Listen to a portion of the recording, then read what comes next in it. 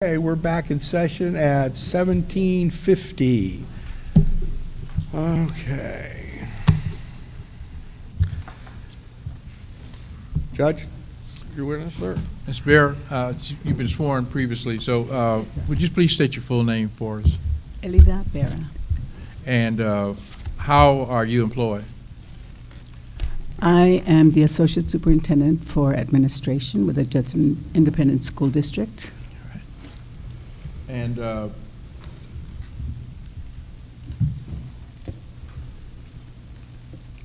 did you rely upon Lauren Hopkins' statements in reaching your decision? I'm sorry, let me take it back. Were you part of the decision to not renew the contract of Ms. Carolyn Ross? Yes. And did you rely upon Lauren Hopkins' statements to reach that decision? No. Okay. Did you rely upon it for any reason?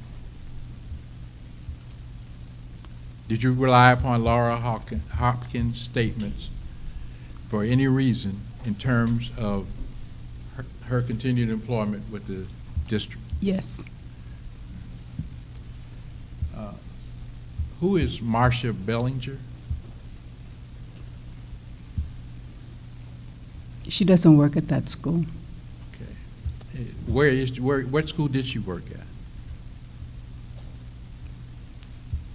Is this part of the question? Is this part of this hearing? Well, I'll ask my questions, okay? I don't know what the relevance of it is either. Okay. I'm assuming he's going somewhere with it, but I don't know where Go it ahead and is. This has nothing to do with Ms. Ross. Okay, I'm just asking you a question. He I'm asked, just asking, who is she? who is, just answer the question. Who Who is she? She's an employee of the district Okay, and where is she employed? with Judson Independent School District. Where in the Judson Independent School District is she employed? She's at central office now. You said central office now. Where was she before? She was I'm a- going to object. It has no relevance to what is before this tribunal, which is whether or not the reasons given for the proposed non-renewal of Ms. Ross's employment contract ought to be finalized by the board. It has nothing to do with any other employee. That's correct. Do you have a point here we can get to like I real just quick? need a couple of questions. Okay, That's real all I'm quick. asking you. Where was she before she came to central office? She was at JSAS. What is that? That's a Judson Alternative Campus. In what capacity? She was a principal. And is she a principal now, or is she here at the central office? What role does she play here? She's no longer a principal. That's not my question. I asked, what does she do here? I'm You gonna- asked I'm gonna if- you object. asked what her role I would was. ask, I have excuse me, when I make an objection, please Okay. don't. Sustain, I mean, What's we, so secretive about what the woman's well, doing? we It have. has nothing to do it's- with this. We're the relevance, sir. What is the relevance of this question? You're I asking hope- about I hope you get to another that. Okay, can you ask me the employee that question? has. Okay, I'm sorry. You asked me two questions at There a is- time. Can you there ask is me again? no okay, ready? There's no relevance that I can see talking about another employee that has no involvement in this case, as I understand about Mrs. Ross's non-renewal. Okay, What is we're your- talking about a principal, right? Well, we have many principals here, sir. Yeah, I said Former we're talking principal, about current principals. a principal. She was a former principal. Isn't that correct? Are you asking me a question now? Yeah. So Was what she is a your former question? principal? Yes, she was. All right. And you about to make her a former principal, isn't that correct? I don't think that's. Isn't that, I'm serious. Well- Isn't what this is all about? This She's is going to be a not- former principal? Your direct's over. I'm gonna tell you, we're going down a line I don't Okay. like here. I only have one more question. Is the reason that the board brought this action because Ms. Ross is an African-American older woman? I'm going to object. You'll have to answer. He is asking this witness what is in the minds of the board that hasn't even yet voted on the non-renewal. I agree. Sustain. I'm not asking what the board's thinking. I'm You asking what did, the sir. reasons. You asked what was the board. I mean, it's it's, you can't get in the minds of someone like that, sir. You know that. Mr. Russo, go ahead. I have no questions of this witness. Anything else? Do you have anything? Redirect? You can redirect? Redirect, I haven't asked any questions, there's no Okay, redirect. Okay, he didn't ask No, the no, question. redirect, you can have, I'm not recross, I'm doing redirect. I can Okay, go back to we're- the scope of whatever I started in. Do you have any other witnesses, sir? No, I have no other witness. Okay, thank you. Okay. Wait a minute, are you releasing her before I can ask her some questions? Sir, you got 5 minutes. Thank you. 5 minutes. Okay. Again, I'm asking you, has Miss Ross been offered reassignment? We're still in the process of investigating. We've made a recommendation. Okay. My question one more time. And Have I'm you- gonna, have you I'm answered gonna the object to question? the, I'm We- gonna we- object we- to the we- question. We're finished. It has Has she no been relevance offered- to has she been anything, offered whether she's been I offered a don't, I chance to agree. I don't think it resign has or any be relevance because reassigned. we're at a non-renewal hearing, sir.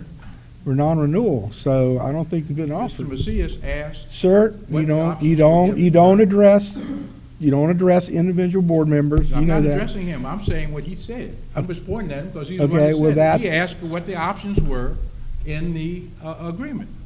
And so I'm No. asking, it was reassignment an No. option? Okay, I made a recommendation. And that didn't include reassignment. I just made a recommendation. Ms. Barrow, I'm just asking yes or no question. Did it include reassignment? That was not a yes or no question. I'm saying I made a recommendation. And I didn't ask you what you made. I asked you, did you make a recommendation for reassignment or not? No. Thank you. We're finished. thank you, sir. Appreciate it. Okay, Ms. Barry, you're excused. Moving along. Okay, does the employee have anything further to present to the board, sir?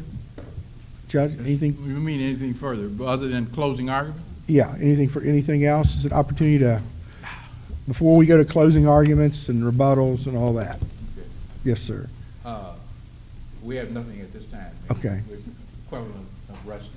Thank you, sir. Okay. What? I'm sorry to interrupt you. Is she free to go? Yes. Yes. Yeah, you can go. Yeah, you can sit, yeah. Okay. Mr. President, there's also another witness that Mr. Conner is gonna call. May she now be excused? Yes. Oh, yes. Yeah. Your Honor, anybody that Okay. we have on the list. Everybody agree with that? Everybody's excused now? Thank you. Okay. The administration may now present any evidence in rebuttal. Rebuttal is strictly limited to Mrs. Ross's evidence. I have no rebuttal to offer to the rebuttal. board. Sir, do you have any rebuttal? I wanted to bring up one thing that got thrown in at the very beginning that I wanted to address, and that was Exhibit 38. Okay. Let me get to it. And it's the Board of Trustees, the minutes, the approved minutes of the meeting that have been entered as a record here. Oh, that's 39. Oh, 39, yes, 39, yes, that's the one. Okay, okay. Those are the minutes we've approved officially today. Yeah, which is Exhibit 39, correct? Yes. Yes, sir. Okay. And I would just want the record to note that the only person who has been proposed for non-renewal on that date was Ms. Carolyn Ross. On today's submission, which became number 39, contains only one proposed non-renewal, and that's of Ms. Caroline Ross. Is that correct? I mean, I believe that's correct. Right, right. And I just wanted the record to note that the only person that's received proposed non-renewal of the term contract as a campus principal and non-renewal procedural issues is Ms. Caroline Ross. Thank you. Are you questioning the spelling of the first name, which we? No. Okay. I'm questioning that the only person that's in the district that got proposed Okay. non-renewal of the term contract. Okay, thank you. Okay, both sides may now make their closing arguments. Each side will be limited to 5 minutes. The administration's representative will go first and also conclude with reply to the argument presented by the employee. The administration may divide its 5 minutes for closing arguments before and after Mrs. Ross' closing arguments time as it chooses. The administration may now make its closing arguments. Mr. Russo. Ladies and gentlemen of the board, as I noted in my opening statement, in order to non-renew an educator's term contract, the district only needs to show that evidence exists to support one of the district's pre-established reasons for non-renewal. For the Judson Independent School District, these reasons are set out in Board Policy DFB Local, which is found in your exhibit number 4. Here's how the Commissioner of Education put it in a 2015 decision in Salazar versus Sinton ISD, denying a counselor's appeal of a non-renewal. To non-renew a contract, a district is only required to show that substantial evidence in the local record that supports one of its pre-established reasons for non-renewal. Substantial evidence is not a high burden. Courts have described it as more than a scintilla and as a simple determination of whether a board's findings were reasonable.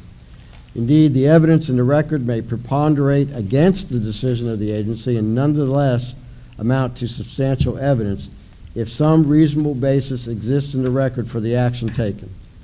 In its notice of non-renewal, respondent listed 8 reasons for non-renewing petitioner's contract. If there is substantial evidence in the local record to support any one of these reasons, petitioner's appeal must be denied. Only one reason need be supported by substantial evidence to uphold the decision. And I would submit to this board that there's been a lot of evidence that would support more than one of the reasons that were given for Ms. Ross's proposed non-renewal. I think it's pretty clear that whether she was directly asking and picking up donations or selling tickets to pep rallies, she was permitting those activities to take place on her campus. She permitted a secretary, an at-will secretary, for over 2 years to charge students for composition books that had already been paid for by district funds. And she verbally, according to her, verbally reprimanded this secretary, but let it continue for 2 years. She has tried to wash her hands of any responsibility for the handling of campus activity funds. It's not me. I've got too much other stuff to do, so I relied upon my secretary to do it. I have too many things to do, so I'm going to give my passwords to an assistant principal to do my work. I think the evidence clearly shows that. And if you believe the testimony, the evidence presented as a part of the exhibit from Ms. Hopkins' statement, that Ms. Ross tried to get her to cover for Ms. Ross herself, indicating to Ms. Hopkins that, look, you're not going to get in trouble. You need to tell them I didn't know anything about it.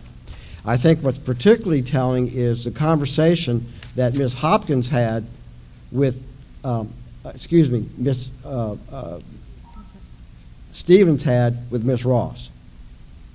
In that conversation, at no time did Ms. Ross indicate to Ms. Stevens that, I don't know what you're talking about. I haven't told Ms. Hopkins to access my passwords and do any work for me. I don't know what you're talking about. Instead, she says, you know what? I know people I can call. I can go ahead and call the superintendent. I can call a board member. I can call Jose Elizondo. Is that the sign of someone who's not doing something that that they should be doing? It's not a sign that she had no idea what Ms. Gomez was doing or Ms. Hopkins was doing.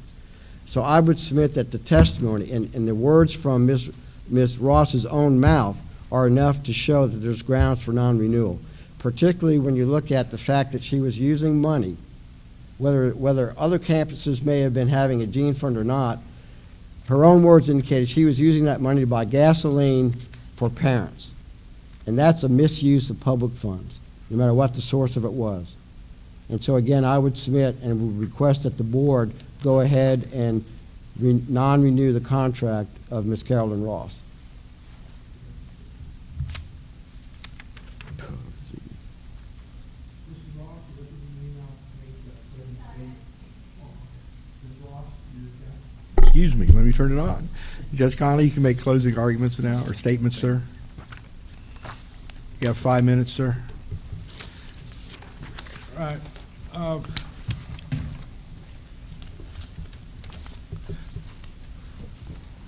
Pinched by poverty, pushed by adversity, under the whip of necessity. Ms. Ross has dedicated her life to educating our children. She's dedicated her life to successfully educating our children. Now, her adult relationships are at sometimes questionable, but she spent her life taking care of the children. You heard her discuss how she visited the classrooms to make sure the instructional level is supposed to be where it's supposed to be. Unfortunately, she's not sitting in the office watching every check, 208 checks over a 1 year period, where they're going and what they're doing. As long as nobody's called up and said, hey, I'm missing my money, or I'm missing this, I'm missing that. Her job is taking care of children, being able to put a new banner up every year for her children. And she was at a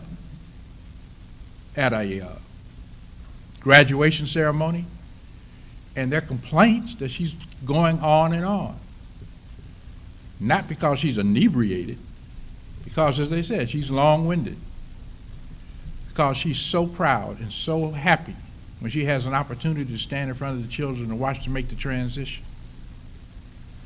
And her job is 99.9% improving the instructional environment for the children. And she's done it successfully. The administrative process has its role. I'm certain that to some people it's the most important thing in the world. But the reality is that 99% of her time is spent in the classroom, reaching out, mentoring, providing opportunities for her children to do better. The practices that she had at her regarding approving fundraisers for the different institutions, to some, they would commend her, saying, hey, you know, the art department doesn't have enough, the band doesn't have enough, the football team wants to be honored. These are the role that a leader in an institution does. It's unorthodox.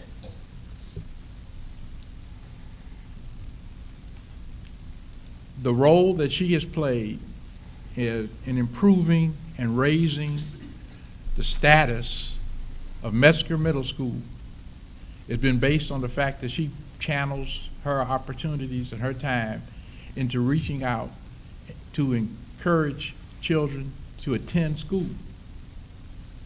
That's first. Academic achievement. Once you get to school, when you're doing well, you'll stay. So a three-pronged approach.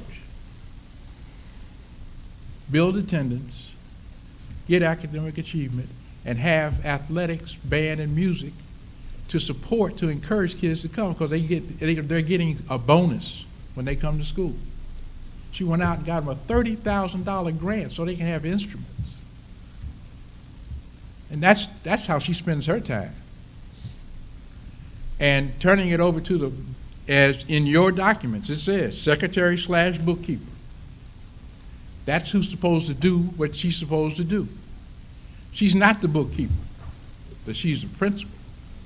And somehow she's supposed to take time from trying to improve the institutional and instructional value that exists in a Title I school that was low performing when she got there, that has now got distinction, that for some reason she's supposed to have not been aware that somebody is signing her name.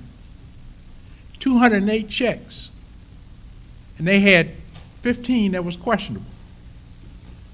And nobody lost any money, and as your chief said, all monies were accounted for. And there's still an investigation going on, but we'll find that all the monies are accounted for. But that wasn't her mission. That was her job, but not her mission. Her mission was to train, attract good teachers, put teachers in position that can grow themselves. Her assistant principals are selected to go fill in for other principals at elementary schools. Her principals have moved, her assistant principals have moved on. You saw the outstanding person that she was able to maintain when she got there, and that woman has moved on. I mean, I commend her we must commend her for being able to build a team that reaches out to reach the children, to build attendance, to reach academic achievement, and to have the kind of activities that will attract kids and get them to come to school. Because that's the lifeblood of the district. ADA, average daily attendance. Those are her goals. And they're not in the morning to figure out how she's going to reconcile at the end of the month on the checking accounts. As long as nobody's coming to her saying, hey, I'm missing my money, I didn't get paid, I turned some money over to her, and I check my account, it's not there, that never happened. And the person, when she's told that you're going to go to jail unless you come up with a reason why, because there were two interviews. Okay. There were two interviews. The first interview told them, said, well, all right, if you sign the checks, that's wrong, you're going to go to jail. So she said, no, I didn't sign any checks. But then overnight, when she came to him the next day, she said, well, yeah, but I had permission. Because I'm sure she talked to somebody that told her that you're going to go to jail for forging people's signatures. And then when they talked to her, they told her that, and you'll see it in Exhibit 37, that if they weren't pursuing any criminal activity to her, but the only person that could would be Ms. Ross. Thank you. Thank you, sir. Okay, anything else? I would just point out that you simply cannot give up your responsibilities in an area that's particularly important. The activity funds, it is important to be able to show the public that you are stewards of the monies of the district. And you can't choose not to fulfill that responsibility because you think you have a mission that's more than what your job requires. The principal is responsible for the monies that are handled by a campus. And I think the evidence shows that she has not been a good steward at that campus. In addition, and I think this is important, she was had a producer partner in making a film on campus during school hours and no written permission from the parents. And that wasn't a project for the district. That was a project that she was going to benefit from as a partner in a production company. So her mission wasn't always focused on the students. A lot of times it was focused on herself. And I would respectfully request the board to vote to non-renew the contract of Principal Carolyn Ross. Okay. Thank you. I will now instruct the board members regarding procedure for reaching a decision in their case. But first, I want to thank Judge Conley and Mr. Russo for your tolerance. This went long farther than I thought it would be. It's my first open non-rule hearing. Mr. LaFoyle said he's been on board 14 years and never had one, so this is kind of new for us, but I hope you understand I sided on getting everything in and as much as we could and on fairness. So thank you both for your tolerance for getting through this long, long day. Okay. This board, have heard the evidence, may take action and enter such order as deemed lawful and appropriate. If we believe that some form of action other than non-renewal is appropriate, the board may order so. This is not a proceeding to terminate the employee's contract during its term. Neither is it a criminal proceeding requiring proof beyond a reasonable doubt. Rather, any action taken or order entered must be supported by the preponderance of evidence, which is a lesser degree of proof. Preponderance of evidence means the greater weight and degree of the credible evidence. If one or more of the administration's reasons are established by preponderance of evidence, the board may decide not to renew the employee's contract for the next school year. If a vote of non-renewal is made, Mrs. Ross' employment with Judson ISD will terminate the end of her current contract. Let's see. Okay, I want to jump here. Ms. Ross, you've asked for open deliberation. It's kind of your choice. You can have the board go into closed session deliberate, or we can deliberate in open session. You request it right now, it's deliberation in open session.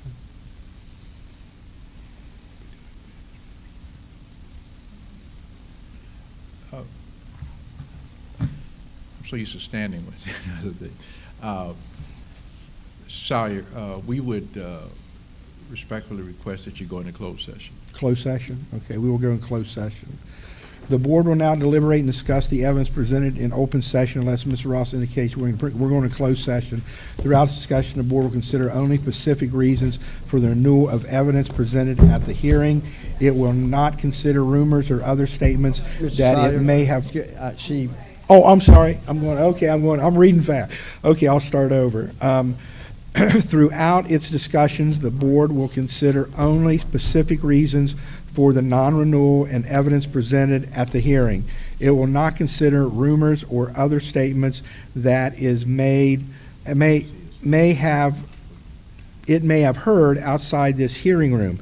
Mrs. Ross, we're going to go into private session. Okay, let me read this. Ms. Ross gives consent and the board enters into closed session to deliberate pursuant Texas Government Code 551071 for, that's all we need, right? No decision will be made while the board will reconvene back for vote, or any vote taken in closed session. We're all getting tired, aren't we? We're at 18:17. We'll be back.